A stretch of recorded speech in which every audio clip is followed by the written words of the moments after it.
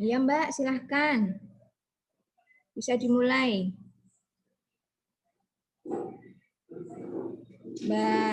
Mbak Leni. Mbak Leni. Halo. Mbak Leni. Iya, Bu. Ya, silahkan dimulai. Ya. Assalamualaikum warahmatullahi wabarakatuh. Waalaikumsalam warahmatullahi wabarakatuh. Waalaikumsalam warahmatullahi wabarakatuh. Di sini kami akan menjelaskan tentang akuntansi. Kami dari kelompok 7 akan menjelaskan tentang akuntansi sekolah.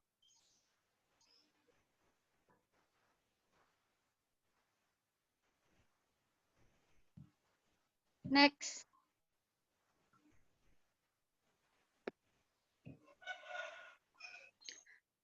Yang pertama, pendahuluan. Akuntansi sektor pendidikan merupakan salah satu sektor yang tidak difokuskan untuk meraih profit dan melayani kepentingan publik yang termasuk dalam cakupan akuntansi sektor publik. Pengelolaan akuntansi di sektor pendidikan atau sekolah memiliki peran penting dalam pembangunan negara jangka panjang. Pengelolaan akuntansi yang tepat dan akurat akan memberikan informasi keuangan yang benar sehingga dapat menunjang proses pengambilan keputusan yang berkaitan dengan pembiayaan sekolah. Selain itu, pengelolaan sektor pendidikan dengan akuntansi akan menghasilkan efisien dalam sisi pembiayaan akuntansi untuk sektor pendidikan. Selama ini, sekolah hanya memiliki laporan-laporan dan surat-surat pertanggungjawaban sebagai bentuk transparansi pengelolaan keuangan sekolah. Saat ini, sekolah diharapkan memiliki laporan pertanggungjawaban, termasuk laporan keuangan sekolah yang terdiri dari neraca, laporan surplus defisit, laporan arus kas, serta perhitungan biaya yang dihabiskan oleh tiap siswa. Jadi, pemerintah maupun masyarakat dapat mengetahui dengan mudah berapa besar kebutuhan tiap murid dalam setiap bulan, semester, atau tahunnya, sehingga pemerintah dapat mengambil kebijakan dan tindakan terkait dengan pembangunan sektor pendidikan. Selanjutnya, peran dan fungsi akuntansi dalam dunia pendidikan. Peran dan fungsi akuntansi dalam dunia pendidikan adalah menyediakan informasi kuantitatif, terutama yang bersifat keuangan, agar berguna dalam pengambilan keputusan ekonomi dalam entitas pendidikan, sehingga siklus akuntansi pendidikan laporan keuangan merupakan hasil akhir dari suatu proses akuntansi, yaitu aktivitas pengumpulan dan pengelolaan data keuangan untuk disajikan dalam bentuk laporan keuangan atau ikhtisar lainnya yang dapat digunakan untuk membantu para pemakainya dalam membuat atau mengambil keputusan. Dalam menyusun suatu laporan keuangan yang dapat dipertanggungjawabkan dan dapat diterima secara umum. Prinsip-prinsip akuntansi, prosedur, metode-metode, serta teknik-teknik dari segala sesuatu yang dicakup dalam ruang lingkup akuntansi dinamakan siklus akuntansi. Next.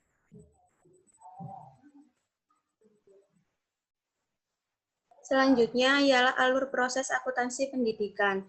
Dimulai dengan pencatatan transaksi pertama sampai dengan penyusunan laporan keuangan dan penutupan pembukaan secara keseluruhan, serta persiapan untuk pencatatan transaksi berikutnya.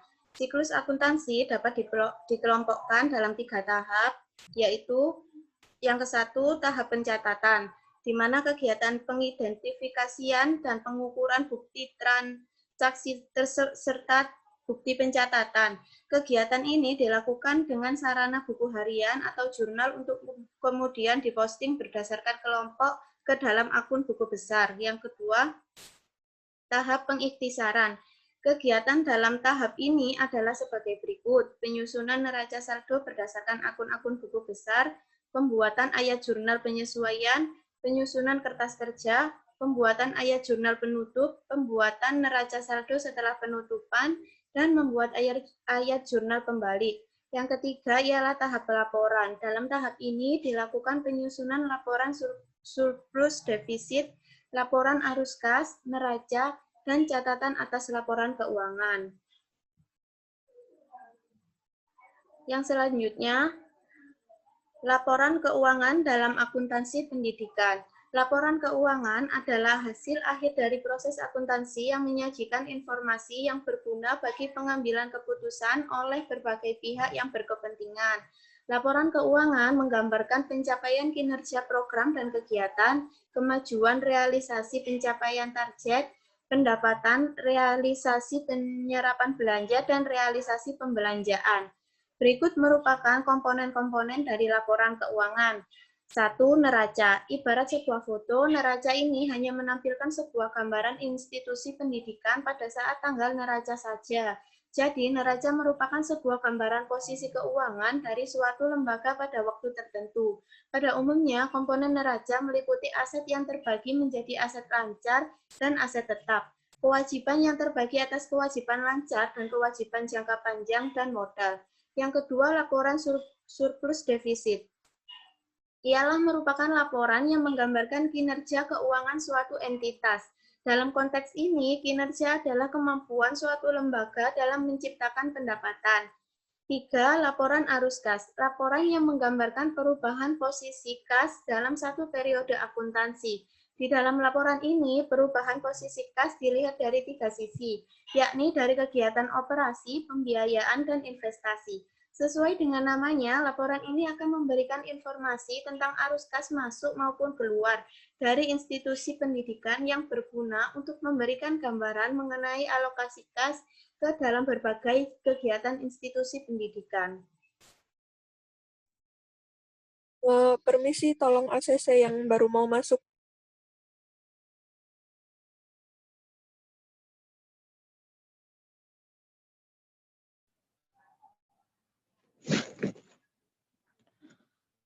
Kasus dan penyelesaian. Korupsi dana BOS. Mantan Kepsek dan bendahara di Bima ditahan. Kronologinya yang pertama, Dewan Guru dan komite melaporkan dugaan kasus korupsi yang melibatkan mantan kepala sekolah dan bendaharanya Nurul Mubin dan Wahidin kepada unit penyidik Tipikor Polres Bima tahun 2016 lalu. Kedua, dalam perkara ini, kedua tersangka diduga membuat laporan fiktif terkait pengelolaan dana BOS di SMA 1 Monta. Ketiga, untuk mempercepat jalannya persidangan kasus dugaan korupsi dana operasional sekolah ini, JPU selanjutnya menyusun surat dakwaan agar segera dilimpahkan ke Pengadilan Tipikor Mataram. Keempat, selanjutnya Nurul Mubin dan Wahidin, kedua tersangka, ditangkap dan ditahan di Rutan Bima. Penahanan ini dilakukan karena dikhawatirkan tersangka melarikan diri dan menghilangkan barang bukti. Penyelesaiannya, pada akhirnya kedua tersangka yaitu mantan kepala sekolah Nurul Mubin dan bendaharanya Wahidin ditangkap dan ditahan atas kasus korupsi dana BOS. Selain itu, kedua tersangka juga dijatuhi hukuman atas kasus manipulasi laporan penggunaan dana BOS, di mana dalam laporan pengelolaan tersebut terdapat beberapa item yang tidak bisa dipertanggungjawabkan atau fiktif. Hal ini dapat diketahui setelah Badan Pengawasan Keuangan dan Pembangunan atau BPKP Provinsi NTB melakukan audit atas laporan penggunaan dana BOS yang fiktif tersebut. Setelah proses audit selesai, BPKP menetapkan kerugian yang ditemukan pada kasus ini sekitar Rp 706 juta. Selanjutnya, bukti audit dari BPKP tersebut dan sejumlah dokumen penggunaan keuangan dari kasus ini sudah diamankan.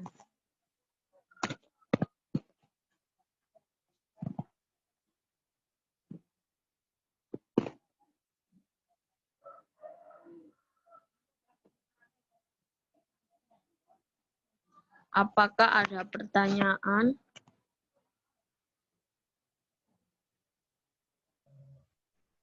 Silahkan Sudah? yang mau bertanya. Sudah, Sudah Bu. selesai ya presentasinya ya? Sudah. Ya, silakan siapa bertanya? Saya mau bertanya. Pada pembahasan kasus tersebut, menurut kelompok penyaji, hal apa yang dapat dilakukan sebagai upaya pencegahan agar tidak terjadi kasus korupsi lagi dalam lingkup sekolah? Terima kasih.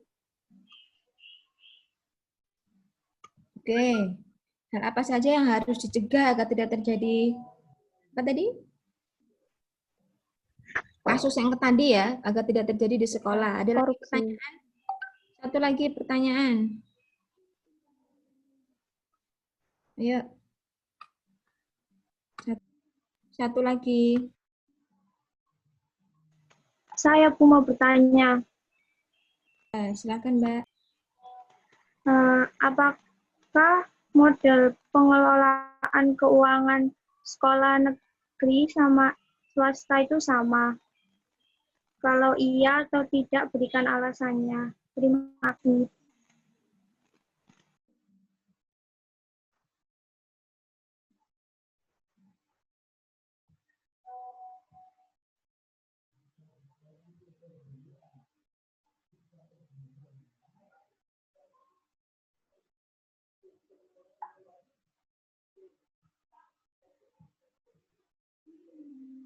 Bisa langsung saya jawab, Bu.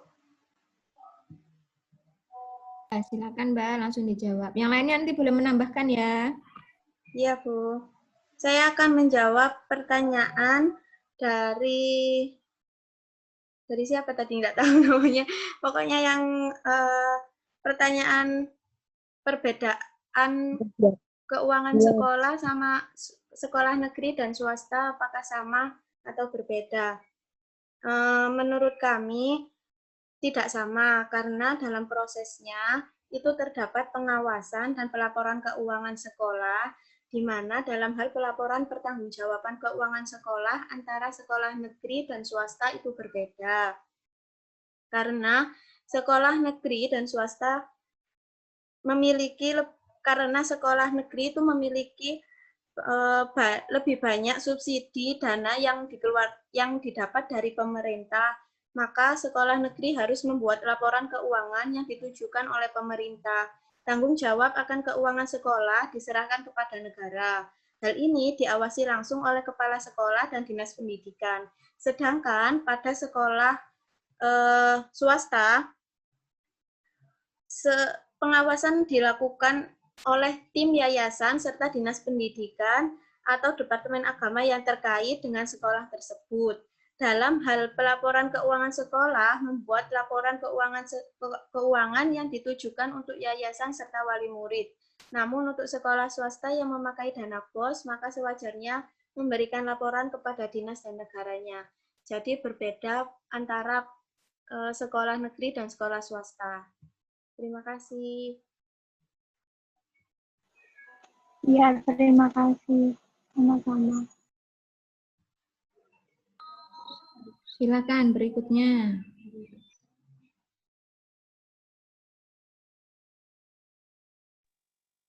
Saya akan menjawab pertanyaan dari Tias.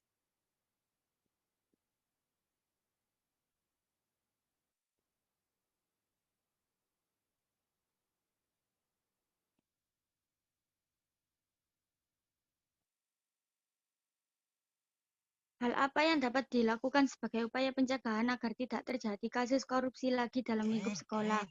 Yaitu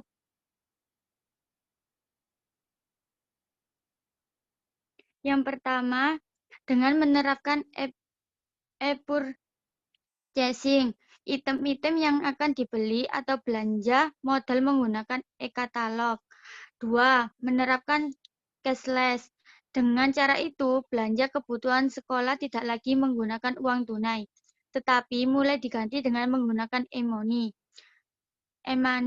Dengan e-money misalnya, pembelanjaan bisa lebih terkontrol daripada menggunakan uang tunai.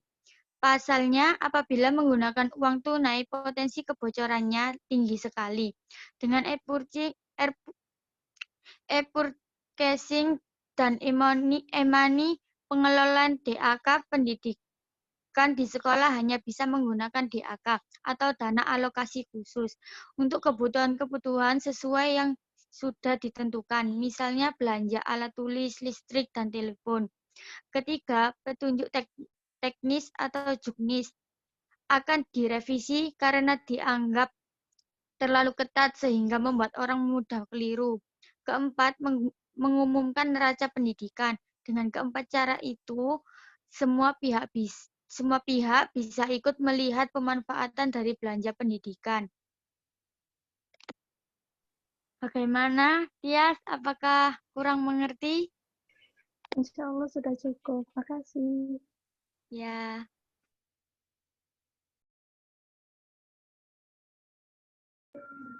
Coba saya highlight sedikit. Itu Mbak, tolong PPT-nya di-share.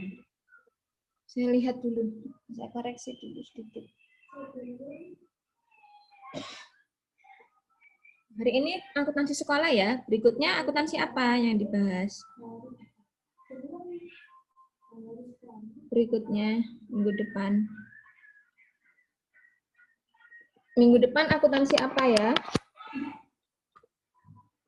Akuntansi masjid ya? Akuntansi masjid, Bu. Oke, nah ini pendahuluannya. Ini ada peran dan fungsi. Jadi sekolah itu termasuk dalam organisasi sektor publik. Saya nggak ngomong pemerintahan ya, pemerintahan bagian dari sektor publik. Nah, salah satunya adalah sektor pendidikan. Ya, itu di slide awal itu dijelaskan. Ini sudah direcord ya, bahwa akuntansi sektor pendidikan merupakan salah satu sektor yang tidak difokuskan untuk meraih profit dan melayani kepentingan publik yang termasuk dalam cakupan akuntansi sektor publik. Pengelolaan akuntansi di sektor pendidikan atau sekolah memiliki peran penting dalam pembangunan negara jangka panjang. Nah, pengelolaan akuntansi yang tepat dan akurat akan memberikan informasi keuangan yang benar, sehingga dapat menunjang proses pengambilan keputusan yang berkaitan dengan pembiayaan sekolah. Selain itu, pengelolaan sektor pendidikan dengan akuntansi akan menghasilkan efisiensi dalam sisi pembiayaan akuntansi untuk sektor pendidikan. Jadi, sektor pendidikan tidak boleh fokus untuk meraih profit. Nggak ada sekolah yang, oh sekolah ini laba gitu ya. Karena ini bagian dari sektor publik. Sudah pernah saya jelaskan, publik itu non-profit oriented. Nah, selama ini sekolah hanya memiliki laporan-laporan dan surat-surat pertanggungjawaban sebagai bentuk transparansi pengelolaan keuangan. Saat ini pun sekolah diharapkan memiliki laporan pertanggungjawaban, termasuk laporan keuangan sekolah yang terdiri dari neraca, laporan surplus defisit. Ya, surplus defisit itu seperti kalau di swasta laba rugi. Kalau dia uangnya lebih surplus, kurang defisit kan gitu. Ada belanja. Biaya itu istilahnya diganti belanja. Kemudian ada laporan arus kas serta perhitungan biaya yang dihabiskan oleh tiap siswa. Jadi pemerintah maupun masyarakat dapat mengetahui dengan mudah berapa sih besar kebutuhan tiap murid dalam setiap bulan, semester, bahkan tahunnya. Sehingga pemerintah dapat mengambil kebijakan dan tindakan terkait dengan pembangunan sektor pendidikan. Kemudian itu ada fungsi, peran dan fungsi akuntansi. Jelas, akuntansi itu sangat berfungsi sekali dalam dunia pendidikan, terutama untuk menyediakan informasi yang sifatnya kuantitatif, yang bersifat angka, ya, keuangan, yang tujuannya untuk mengambil keputusan ekonomi. Entitas itu unit usaha. Dalam unit usaha, khususnya pendidikan. Nah, siklus pendidikan, laporan keuangan merupakan hasil dari suatu proses akuntansi. Kan outputnya laporan keuangan. Kemudian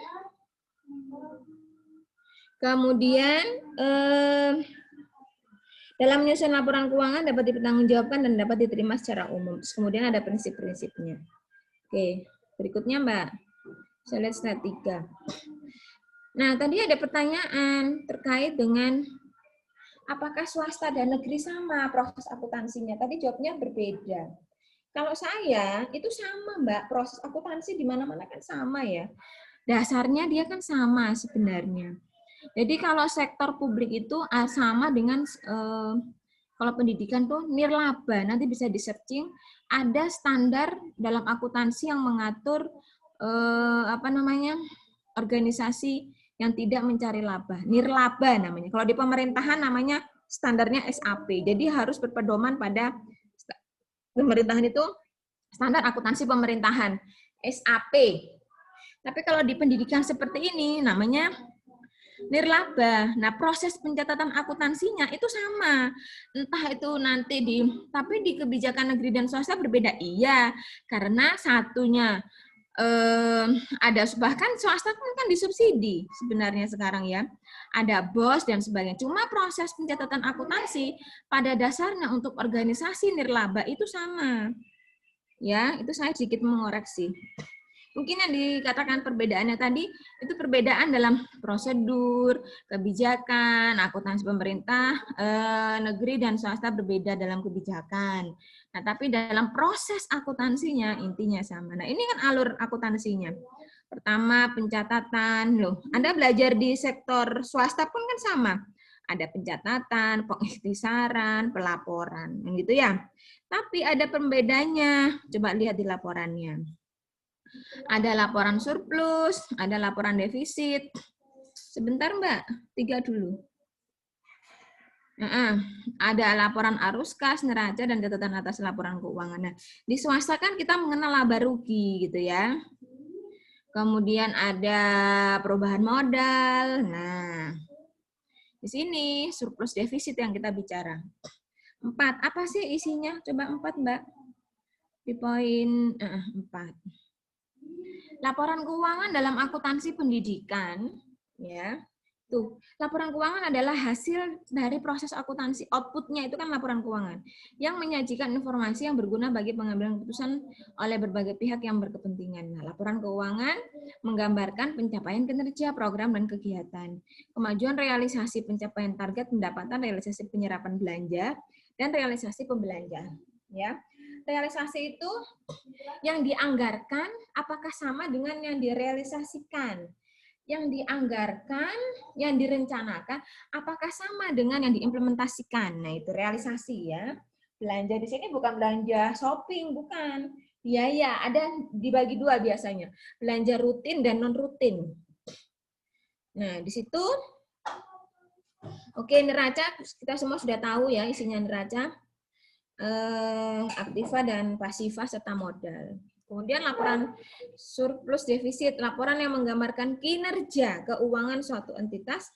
Dalam konteks ini kinerja adalah kemampuan suatu lembaga dalam menciptakan pendapatan. Nah, itu yang tidak ada di sektor swasta ya. Kita mengenalnya adalah laba rugi. Kemudian ada laporan arus kas. Oke. Sama, di swasta juga ada kegiatan operasi, pembiayaan, dan investasi. Sesuai dengan namanya, ini masuk isinya memberikan informasi tentang arus kas maupun keluar dari institusi pendidikan yang gunanya untuk memberikan gambaran mengenai alokasi ke dalam berbagai kegiatan institusi pendidikan. Oke, next. Ini case-nya ya. Kasusnya nanti yang berikut, saya nggak mengatakan ini keliru atau apa, enggak. Cuma mungkin lebih ke akuntansinya ya. Misalkan ada menemukan contoh pencatatan akuntansi sekolah. Langsung saja Mbak. Kalau ini kan lebih ke kasus penyelewengan ya. Nanti yang berikutnya, contohnya kalau yang masjid, bagaimana sih pencatatan di masjid? Ada akun-akun yang intinya berbeda, karena kan perlakuannya, penyebutannya itu juga berbeda di masjid. Ya. Nah, kayak di sekolah ini kenapa nggak ada case kayak soal gitu, misalkan murid baru masuk daftar dengan biaya pendaftaran sekian, gitu kan. Nanti bagaimana pencatatannya? Nah, secara sederhana saja. Maksud saya itu seperti itu. Jadi kita bisa tahu. Terus laporan realisasi itu yang bagaimana? Nah, kalau ini kan kasus ini, bukan lebih ke akuntansinya. Gitu ya, yang hari ini maju ya. Sudah Iya, menghabis Bu. ini. Mohon maaf ya, Bu. Ya, enggak apa-apa. Untuk berikutnya mungkin bisa ditampilkan lebih contoh kasus perhitungannya gitu ya, yang masjid ya. Jadi itu pembeda antara, jadi kita bisa tahu, apakah masjid itu juga termasuk organisasi nirlaba? Termasuk. Nirlaba itu artinya yang tidak orientasi mencari laba intinya. Nah, nanti bisa dilihat pakai PSAK yang mana, itu PSAK yang baru. Yang dulu itu namanya PSAK 45, nomor 45, nirlaba itu. Oke, ada pertanyaan dari sini? Bisa di stop screen, ini sudah mau habis ini. Ya Mbak ya, sudah mau habis ya? Iya, Bu. Halo? Sudah mau habis. Ya, mungkin itu ya highlight dari saya. Untuk masjid nanti bisa lebih detail lagi. Kasusnya bukan kasus penyelewengan seperti itu. Biar nanti, oh ini loh Anda bisa tahu pembedanya seperti ini. Ya, bisa ditunjukkan masjid by sistem ataupun manual. Karena sekarang ini memang masjid lagi digalak-galakan ya. Ada beberapa masjid di Sidoarjo yang termasuk besar, dia sudah menggunakan sistem informasi akuntansi. Elektronik bahkan dia sudah menggunakan itu. Bahkan ada juga yang masih manual ya. Kayak sodako itu masuk apa? Pendapatan atau bagaimana gitu ya. Terus yang tiap Jumat ada sodako itu kan ada sodako dari yang istilahnya rutin dan tidak rutin. Kalau Jumat itu kan rutin ya. Tiap Jumatan kan pasti ada uang yang masuk gitu kan ya. Itu nanti bagaimana perlakuannya, infak, sodako, itu bagaimana. Ya, mungkin nanti itu bisa untuk kelompok berikutnya. Untuk kelompok hari ini karena pertama, enggak masalah wis. Untuk berikutnya nanti saya minta contoh langsung akuntansinya. Mungkin Ya, itu terima kasih, Bu. Nanti minggu depan saya tolong di WA hari Kamis ya. Hari Kamis. Mohon maaf jadwal saya hari Jumat ini memang kacau karena selain Anda kuliah, saya itu juga kuliah. Kuliah saya ini jadwalnya nggak karu-karuan soalnya, amburadul. Ya. Jadi mungkin nanti jauh-jauh hari misalkan kayak ini A2, A1 ya. A2 itu kemarin jam 11. Mungkin setelah itu atau sebelum itu A1 atau pokoknya Anda bisa menginfokan saya H-1 dulu, tanya dulu ya. Karena jadwal saya Jumat ini memang nggak karu-karuan soalnya. Mungkin itu ya Mbak Leni dan teman-temannya yang maju hari ini. Iya, Bu. Mohon maaf kalau belum maksimal perkuliahan hari ini. Ya, nanti Ya, dimaksimalkan kasih, oleh Bu. kelompok berikutnya. Iya, Bu. Ya, terima kasih atas perhatiannya. Tetap sehat. Jangan lupa jaga jarak, pakai masker, ya, cuci tangan. Iya, Bu. Ya. Baik. Karena corona ini lagi tinggi-tingginya, jadi Anda harus hati-hati. Itu dari saya. Terima kasih sekali lagi atas perhatiannya. Assalamualaikum warahmatullahi wabarakatuh. Waalaikumsalam warahmatullahi wabarakatuh.